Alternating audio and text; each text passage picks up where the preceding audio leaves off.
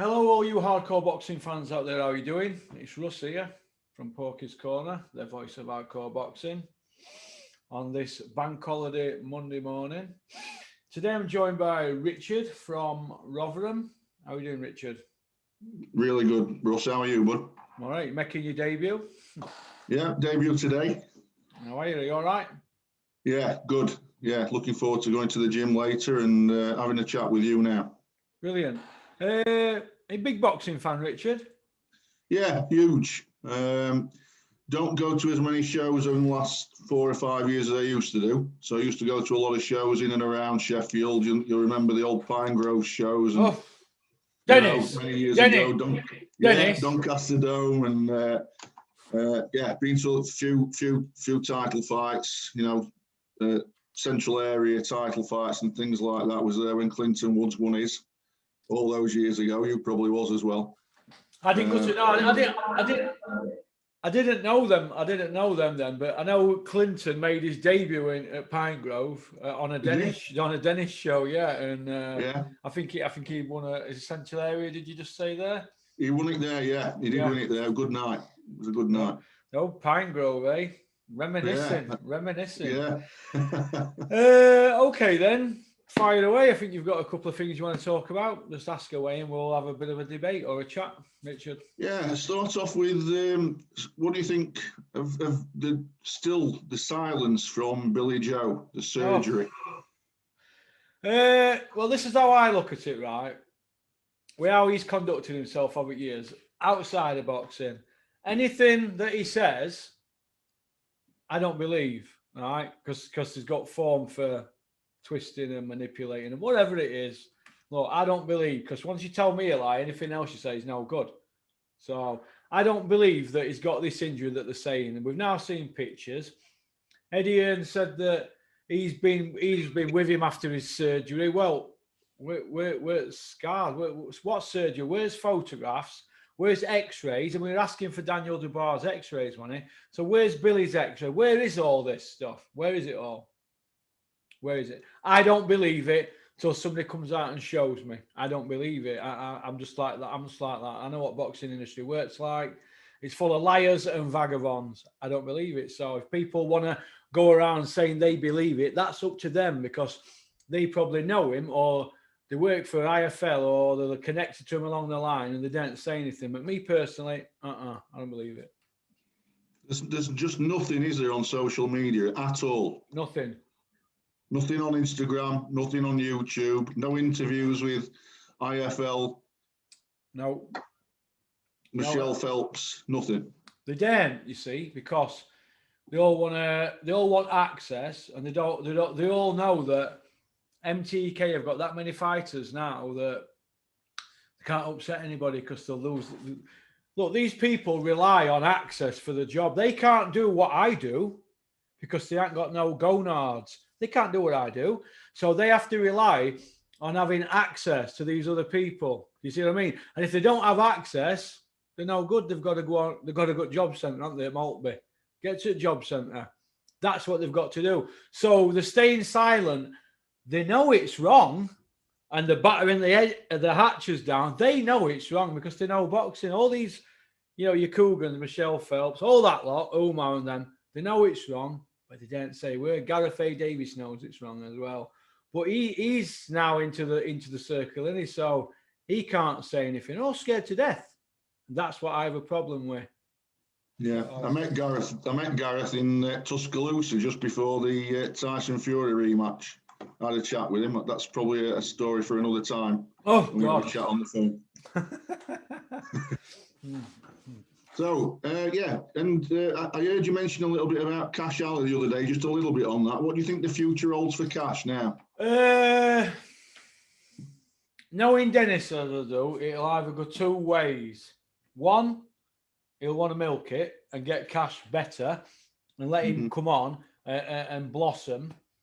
Or the other way, if a big enough offer comes in to fight in America or on a show where there's a few quid, I think they'll cash him in. But he's a young lad, isn't he? And he'll look at it like, well, we can always bring him back. But they can't keep feeding him people like they just fed him because that guy was shocking. Shocking. Agreed. That's an IBF European title fight. A guy ranked about 200. That's shocking. Awful. Awful. I agree. But Cash, it's not Cash's problem. He don't have anything to do with who he fights. Cash's job's to get him out inside 3 rounds, and he did that, and I called it correctly. So I'm glad for Cash because he's a nice kid, Cash, and he looked like Richard Towers has got him in fantastic shape. But you can't keep being spoon-fed like that. No way. Absolutely 100% agree. He looked in the best shape I've seen him in. Yeah. Looked like Richard Towers has done a good job, like you said there, Russ. But the opponent was dire. He was just there to be it, just coming straight forward, no footwork. He was just a punching bag. But like you said, can't blame Cash. No. So, and again, I heard you yesterday on the channel mention a little bit about the Haney fight. Just got a couple of questions on that. What did you think of the later rounds? I think you said it was something about a bit of a mismatch in some respects. I really enjoyed it. What do you think there's a rematch in there? Well, they'll try and get one, won't they? But I don't think so. In my opinion, Linares were shot to pieces. He's an old man now. What a lot of people don't know, what I do, and other people like me, we have statistics that show us what punches that they throw through the rounds. Now, gradually in his last 4 fights, his has been going down and down and down and down to such an extent that he didn't throw anything for 9 rounds, did he? Because he was hoping that he could capitalise at the end. That was his game plan. Now that has all the hallmarkings of a shot fighter wanting to old man somebody, then catch him late on. We caught him with 1 punch late on, but that were it really. That were his game plan. That's a shot fighter. That's why he was 16-1 on Haney. So my prediction for the fight was correct. But nothing away from Linares. He's a great fighter, but they can't say that that's a signature win for Haney, surely. No, I think that the first two or three rounds, I've got to say that Haney boxed unbelievably. I think that was an absolutely fantastic show of boxing skills. I thought he got a bit tired towards the end. And to be honest, what I found interesting was he did probably get hit in that fight a little bit more than he did towards the end of the rounds. And maybe that's a result of boxer size Ben or something else. I don't know what you think. But he seemed to get hit in that fight more than he did on the previous 20-odd fights. Yeah, you're probably right there. But this is the first time he's stepped up in it, Haney. Yeah.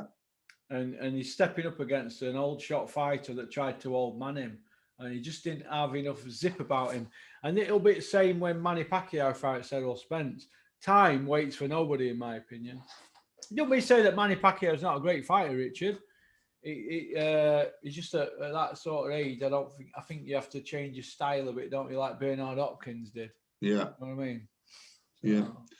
And on the heavyweight scene, we're looking at possibly a Chisora Parker rematch. Jesus Christ. What do you think on I know you've talked a lot about this, but what do you think if you had to put a crystal ball on the next 12 to 18 months on the heavyweight scene? Yeah. What would you say the situation will be in, say, 18 months? I think that they'll just keep wheeling Chisora out with about 13, 14 losses. Just keep wheeling him out, and he'll just keep getting excited at press conferences and going on IFL and saying all right things, doing all right things, being controversial, and then you'll get people walking around saying that's entertainment. That's what I think, mate. I mean, he's just about done everything, and he's spat in somebody's face. Vladimir's when he fought Vitally. He's had a roll around on the floor. He's had that one with Davey Day, Dylan White. He's flipping tables over, and that. What more can this man do? He's pulling up in Only Fools and Horses vans at press conferences. Look, he's not doing any fighting though, is he? Or not doing any winning. He's got 11 or 12 losses. Yeah. So, but they keep wheeling him out for pay-per-view. Do you know that man's had more pay-per-views than Carl Froch? And he brought it back. Do you know what I mean? He brought it back.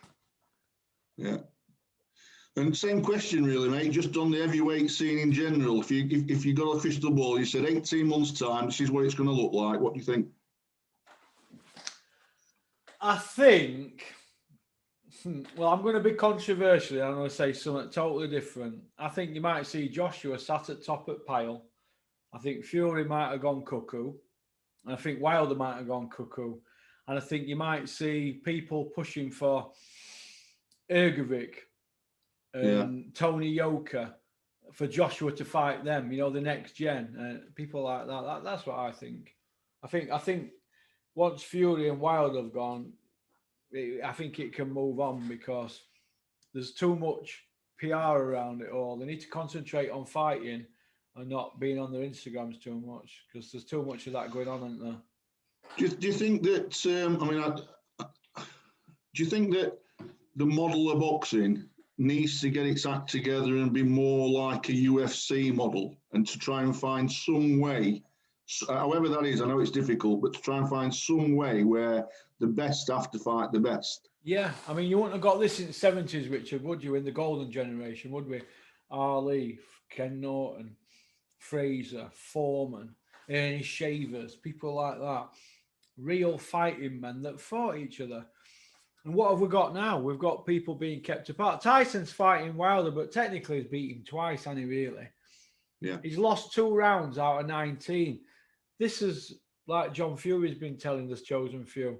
It's money left on the table if they don't fight Wilder again. So they might as well hoover that up and then get the Joshua money. I can see the point, but don't come out, John, saying that it's now a 50-50 and Tyson's took his eye off ball. Let me tell you something about Tyson Fury, and I've seen him train many times. He is a consummate professional. Forget all that bravado outside the ring and that. When he's in the gym, he trains hard. He's a champion. He don't cut corners, Tyson. Just because he hasn't got a body like Joshua, don't mean say he don't train hard. Larry Holmes didn't have a body like Joshua. He was an hard trainer. See where I'm coming from? Tyson Fury will be taking this seriously and he'll be ready. Forget all that partying and all that. One photo stood next to some women near a swimming pool with a drink in his hand. Don't mean to say he's pissed up. It could be blackcurrant and he could just be passing by it pool. People read too much into it because they're stereotyping from his previous, don't they, what he's gone on in it past. Tyson will be ready. And what they've got to do now, they've got to sell the fight. So his dad's got to say, oh, it's a 50-50. Everybody's around him. He's a leech. He's not on the ball. Wilder's up for it. And everybody buys into it then. Look, it's not a 50-50. It's probably a 90-10 fight. It's that easy for him. Wilder's got one punch and that's it. And Tyson's got all the skills in the world. So all these that are saying like Wilder's going to beat him. Look, Mickey Fio's always been fought. I'm going to take £400 off Mickey Fio if Tyson beats Wilder, and I'll take it. There'll be no double or quits. All them who are going to say Wilder's going to win, they're crazy. Yeah. Crazy men. But boxing.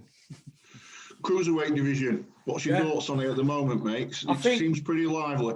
I think Lawrence Okola is the main man there at the moment. I think he's going to be the man. And do you think they'll get him a unified or try and get him to fight and be undisputed before he moves up? No, I think he'll probably just move up, to be honest, because I think there's no money in cruiserweight division for him, is there really? It's heavyweights is where it's at, isn't it? I mean, who's going to have a pay-per-view with Lawrence against them lot? Even if it were undisputed, it wouldn't be a pay-per-view, would it? But Lawrence against Dylan White would be a pay-per-view, wouldn't it? Yeah. Or Lawrence against Joyce. Yeah. I think just for the cruiserweight though, to clean up, and I think you're right on the pay-per-view, but he's looking like he's going to be a knockout artist in that division, isn't he? And people always want to see that. That's what I'm thinking there. Yeah, he is. Maybe he is, yeah, but I don't see anybody in that division that can come near him at the moment, do you? I don't know. I think that is it Berbatov, not bad. I think I think Okolie wins it, but I think that, like I say, you know, they used to wheel out before the big fights when Nigel Benn was fighting. He had a lot of pay-per-views, but he had a lot of people tuning in, didn't he? Because he knew that they were going to see knockout. Yeah. There's that aspect. Yeah, there's all sorts of permutations around that, really, isn't there, Richard? I think so. There is. Yeah. So you've got to bet with Mickey Fio, £400. Well, he owes me 200 quid from another bet. He wants to double up, and I've given Wilder and draw, and I've got Fury. Well, I think your money's safe there, bud. Yeah, I think my money's safe. Yeah, he's got plenty anyway, so I'm going to relieve him. Oh, that's good. Yeah. It's good when people are doing well, isn't it? Yeah, he's an hey, listen, mate. He's up at 5, trains, and he's in his office for 8 o'clock after taking his dog out and all that carry on. And he gets home at 7, so he's 14-hour man. Yeah. He comes across well on the video. He does come across well. And to be honest, I think I got sucked into the John Fury hype, and I was a big fan of his, and I'm still a bit of a fan of his because he's entertaining. I think he's entertaining. You know, what you just said there. But everything that Mickey Theo has said, and what you've said as regards come out and say, you know, I maybe spoke a little bit too quickly there. I think is absolutely right. And everything that Mickey said is logical, correct, respectful. It's probably getting a little bit. He's probably getting a little bit frustrated now. Yeah. But all along, and you know, he might have said a few choice words, but all along he's been really respectful and really straightforward. Yeah. Either do it or just come out and say, not interested, it's not for me. Yeah, so but he does come across really well. John's not come out and addressed what he said, because he put an offer out to all men over 50, didn't he? Yeah. So Mick said, yeah, you know what, I'll take you up on that. John said, yeah, you've got a fight. So then everybody starts getting involved, and then they have a date in a venue and everything, all posters are made. And then he just comes out, does a video and says, I'll be at this gym tomorrow in Manchester. If you're not, it's all off. You can't do that. You can't do that. And that's where there's a problem. Now, Mick didn't go up to the gym. Why should he drop everything at 24 hours notice to go up there, 230 miles? So Mick didn't go up there, so they say he's a chicken. That ain't true. That is totally not true. Saunders come down to my place. Why would he want to go there? Everything were agreed for the date. Now, all they had to do was stick to the original date, do a training camp, John, because Mick's in shape all year round, and then get at it and then shake their hands, or don't shake hands. But you can't just change what were there. It's like Joshua and so it's like Tyson and Wilder. Tyson gets on telephone or Instagram and says, Wilder, forget that July 14th or whatever date it is, 24th, I forget now. Forget July 24th. Meet me tomorrow at Vegas. I'm flying over. If you don't, that's it. You can't do that. So what's good for goose is good for gander, isn't it? John has had to stay silent because how can he come out and take Mick on now? You can't. Nobody dare ask him a question about it. Not IFL, Boxing Social, Behind the Gloves, Seconds Out, Fight Hype. None of them want to give it airtime. IFL took the Mickey Theo videos down off IFL. Mickey said, Coogan, what you took these down for? He went, oh, I'm only allowed to put videos on when it's something to do with board registered fights and that. This is like a non-board fight or something. What a load of rubbish. Coogan, you have not got a board license. You can do what you want. So Coogan had been got at there, probably by John Fury or Tyson. If you don't take it down, you'll not get access. Somebody's got at him, and this is what happens behind the scenes. But they don't get at me because nobody tells me to take stuff down. But let's hope they get at it and that John decides sooner or later to fight him. But I don't think he will just yet. But when his 15 minutes are up, or he explodes and does something and he's out the circle, he'll be begging. He'll come cap in hand for that fight, and Mick will be ready. But till then, we keep chipping away, haven't we? Yeah, I thought for 2 minutes there might be a chance because it looked like he was trying to get himself in shape. He was posting a few training videos, and I thought, you know what, there might be half a chance here. But like you said, nobody asks him that question. Nobody dare, mate. Nobody dare ask. Nobody dare ask. It's the same scenario as the footage of him getting knocked out. It took me 12 months to get that. I had a right palaver. I had one DVD of him fighting. He didn't get knocked out in it though, and it was a points loss against my friend. But the guy who sold me it wouldn't sell me another because I bought it about 5 years ago. Because give me another copy. I actually give John that copy, but he won't. I know, yeah, he won't give me that. So I thought, And then I managed to find 2 better ones with him getting ice. Fair enough. At least he got the guts to get in there. But that caused a lot of problems because people were told behind the scenes not to release them copies. So, but it's amazing what a few quid will do, isn't it?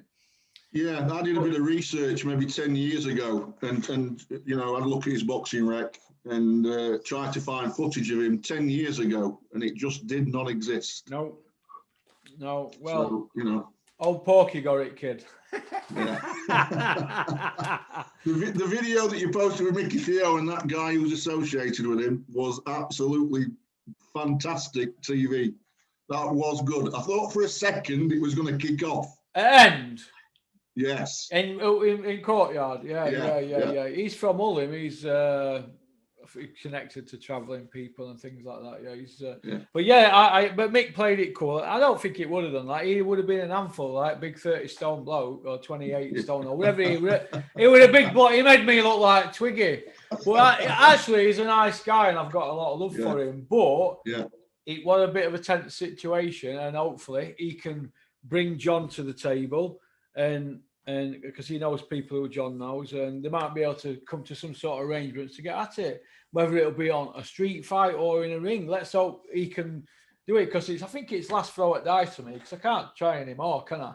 I mean, I've tried my best for Mick, but you can only do so much. If somebody don't want to fight, there's nothing you can do.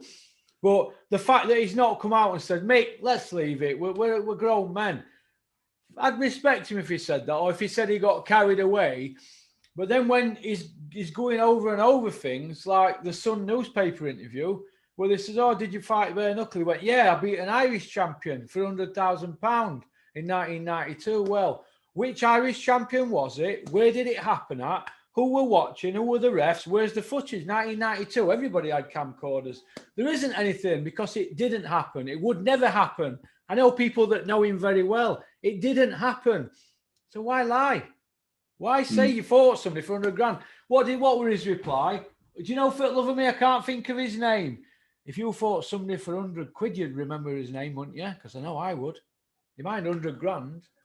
If somebody punched me in the face, I'd definitely remember the name. Here you go. So, and see, this is what happens. This is why I don't believe anything that these people say. Because once you tell a lie, you've got to tell another, haven't you?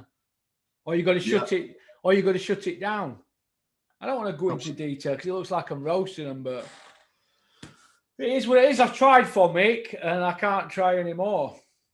So it's, you know what I mean? So it's up to Mick. No, you're not getting any help, bud. There's nothing, like you said, there's nothing in the papers, is there? Nobody's pushing it from that. Nobody's asking those questions. Nobody's calling him out on it, are they?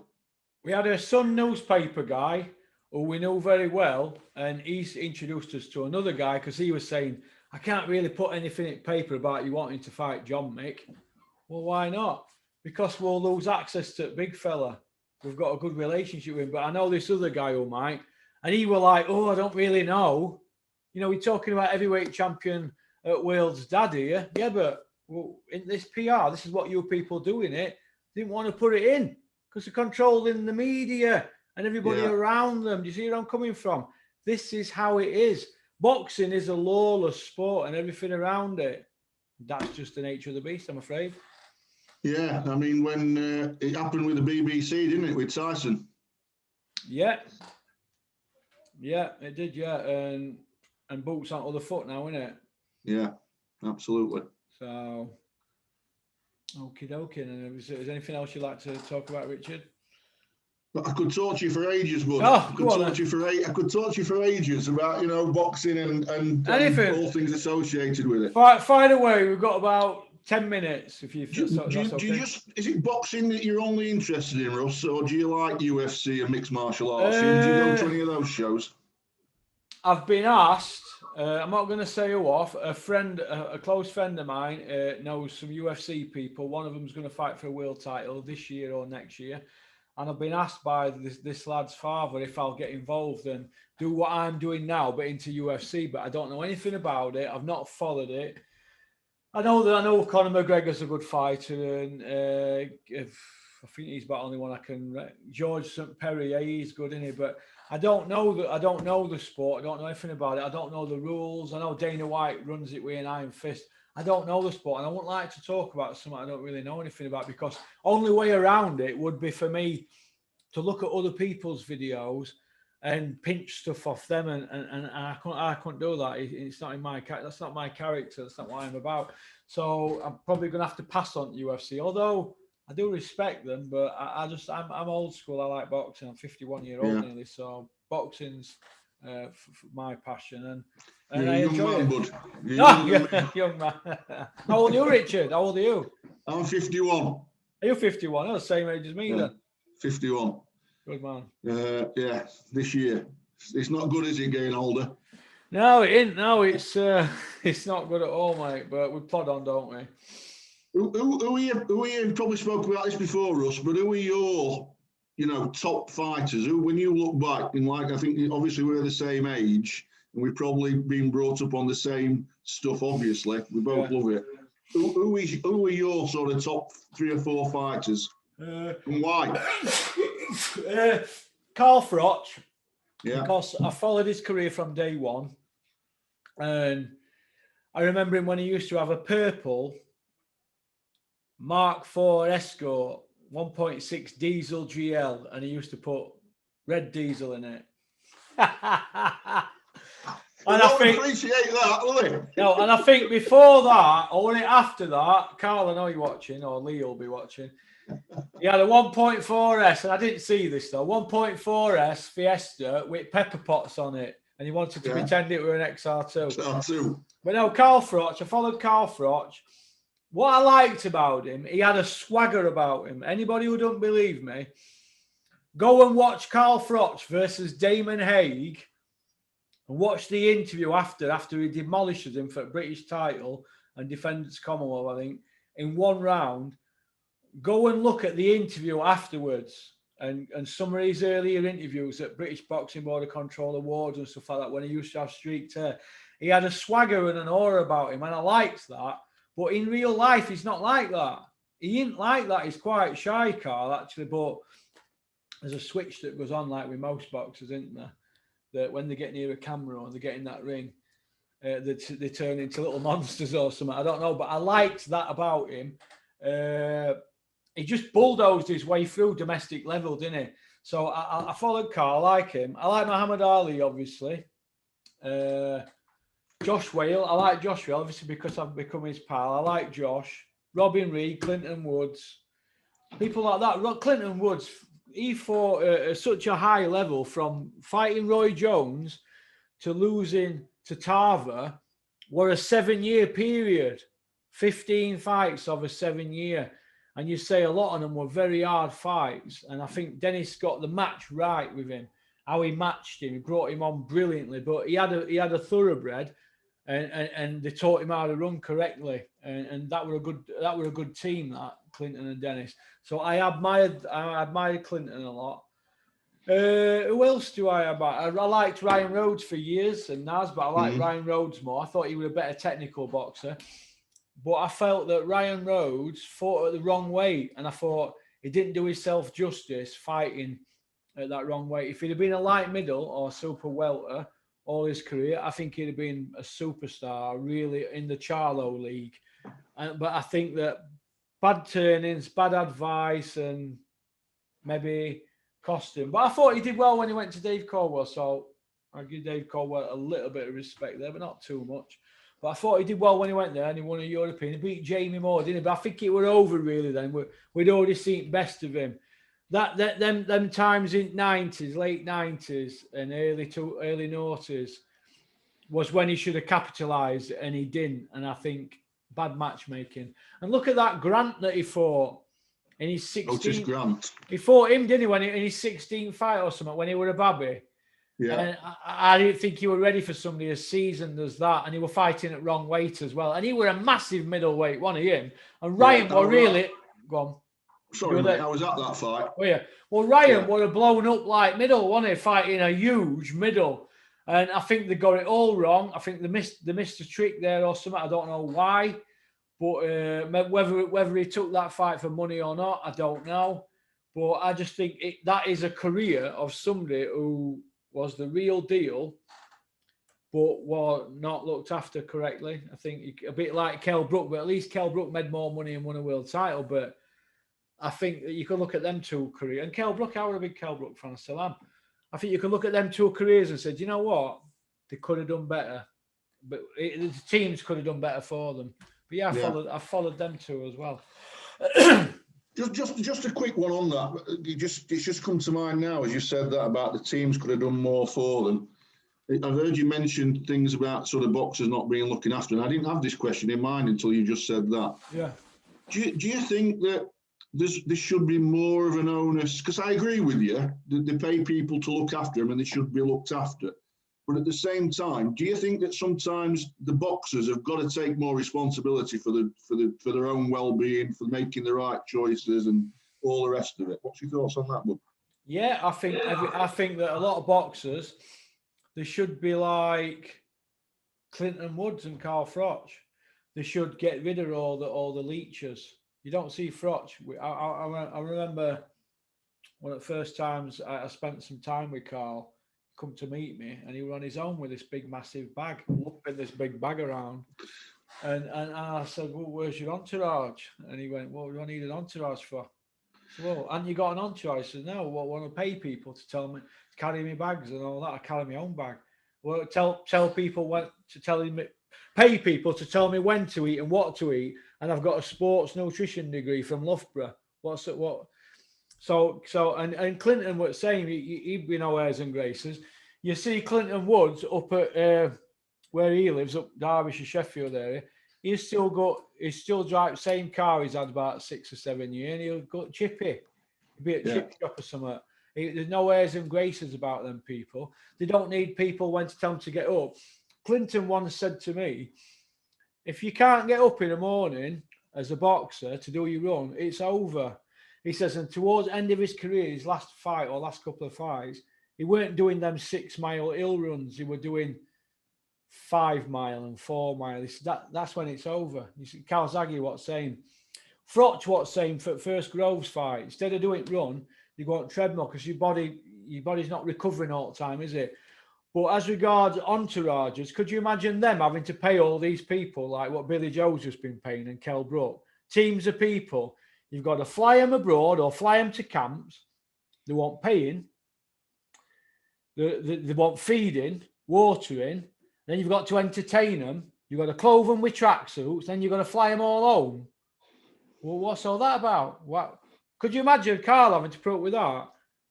It won't put up with it. Do you know what I mean? I think you're right, but I think he comes across as he likes a penny as well. I don't think he'd be too happy about shelling out a few quid. I think he's smart. I think he's smart with his money, isn't he?